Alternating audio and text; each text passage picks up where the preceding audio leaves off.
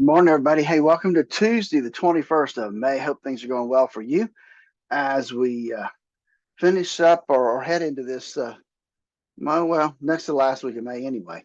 Yesterday was, mixed day. We'll talk about that and more when Dave joins us here in just a few seconds. Hey, before we do that, though, let's not forget that there are only so many things that we can control. One of them is you can control the risk in your portfolio.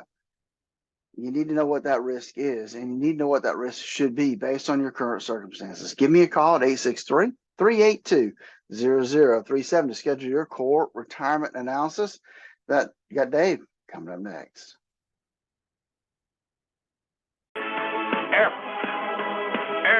And aha.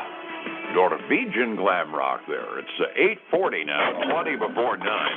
Time to check in on your money and see what's going on Wall Street. Weird day yesterday. We kind of reversed the pattern we've had for the last week or so.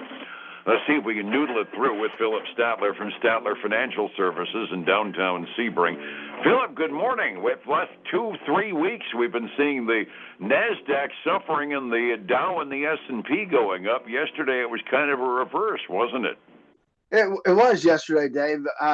The Dow really kind of took a little on the chin yesterday, but and the other two ended up, and so it was definitely a reversal. And I think we can probably contribute a lot of that to your friend Jamie Dimon, right? I refer to him as one of the rare big mouths in the banking industry, but J.P. Morgan's CEO, Jamie Dimon, he said that his retirement was closer than 5 years away, and that didn't help their stocks any, because if there's one thing you got to give Jamie credit for, at the very least, he's transparent in his attitude toward the marketplace and the economy, right? That he is, and I think that he said he is. I think he's 67 years old or something like that. If I remember when I read something earlier this morning. So it's interesting to see what happens there, and whether or not he ends up retiring sooner than that 5 years. I think that really was the catalyst for yesterday. Is he said 5 years? But I think they, in their minds, they think he's saying 5 years, but that probably means 2 or 3. I mean, okay, he's 67 years old. He's still wet behind the ears. I mean, hell, Warren Buffett is 110, isn't he? Yeah, seems like it, right? You could make a gob of money at an advanced stage. I think Warren Buffett legitimately is over 90, isn't he? I think he's right at 90. He's either 90 or a little bit older than 90, I think. Yeah, it seems to me, I remember he was north of 90, and he's saying, well, yeah, I'm going to wind down soon. So Jamie Dimon could, if he wanted to, last another 20 years. To summarize, the market was kind of a reversal yesterday. Dow was off by about 0.5%, down 196 points. Standard & Poor's basically dead flat. It was 0.09% up 4. And then NASDAQ staged a recovery, set a new all-time record on NASDAQ up to 16,794, up 109 points, which is kind of why I was saying it was a role reversal, because for the last week or so, we've been seeing a flight to quality with the blue chips going up and NASDAQ being a little south of the south on the trend. It was just kind of the opposite yesterday. And yeah, Jamie's announcement that he's getting old might have been part of it, but the S&P was flat as well. So I'm kind of reading that partially too as being, we're still optimistic the Fed's going to make interest rates easier, and I still don't get it. Me either. I just don't see it. Something drastic would have to happen in the third quarter for the fourth quarter to see a decline in interest rates, Dave. Yeah, memory serves, the June Fed meeting is like the second, third week of the month. It's not right at the end of the month this time, meaning we're getting real close to getting the final numbers the Federal Reserve is going to get before they make that decision. And yeah, accepting one inflation number that we got last week on the CPI, and the core didn't help it either. We don't really have any indications that inflation is that much better than it was 2 months ago. I still don't understand it. Other things going out, tidbits around the world. Microsoft announced that they're going to get more interesting with their Copilot artificial intelligence add-on. If you got Windows 11, that search bar at the bottom, you can ask it to search for anything, and all you get is a big diatribe from some artificial intelligence bot writing about it instead of getting you what you're looking for. I like artificial intelligence. I'm fascinated by it, but doggone it all, when I want to search, I just want to search.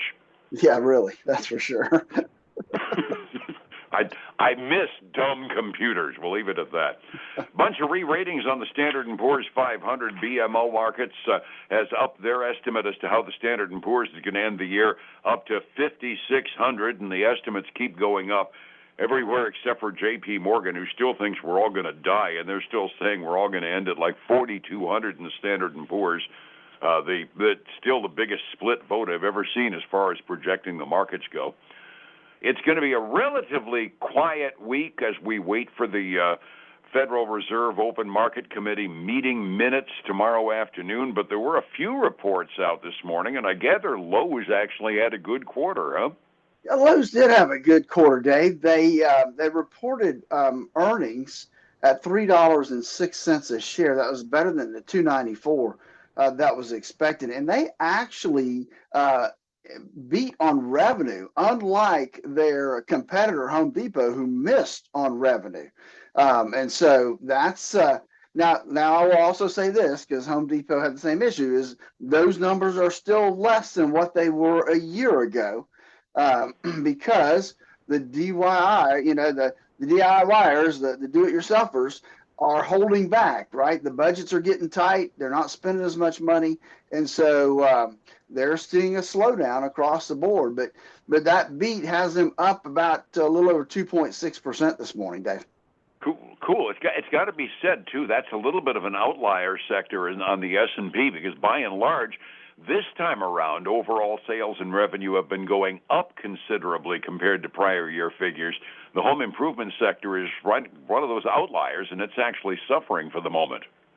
Yeah, it is because, we continue to see construction prices going sky high. And, hey, if there's something you can put off, you're going to put it off until your paycheck gets better or whatever. And so I think that's probably a big part of Lowe's issue there, as well as Home Depot and other home improvement stores. Absolutely. What else you got? So we got Macy's also reported. Now, Macy's beat earnings for the first quarter, and they raised their full year outlook. Now, they're saying their turnaround plan has driven some stronger results, which has been good for them. They did say they are closing some of the Macy's stores, I think about 150, and they're going to open some more Bloomingdale's, and they have a beauty chain. I didn't know this, Blue Mercury. So they're going to open some of those independent stores as well. So I thought that was kind of interesting this morning before they get traded, but they are up 3.6% this morning. Whoa, I didn't know they had a beauty salon either. That's interesting. Well, it's not a salon, but it's like what's the elf, the Ulta. Ulta. It's like an Ulta.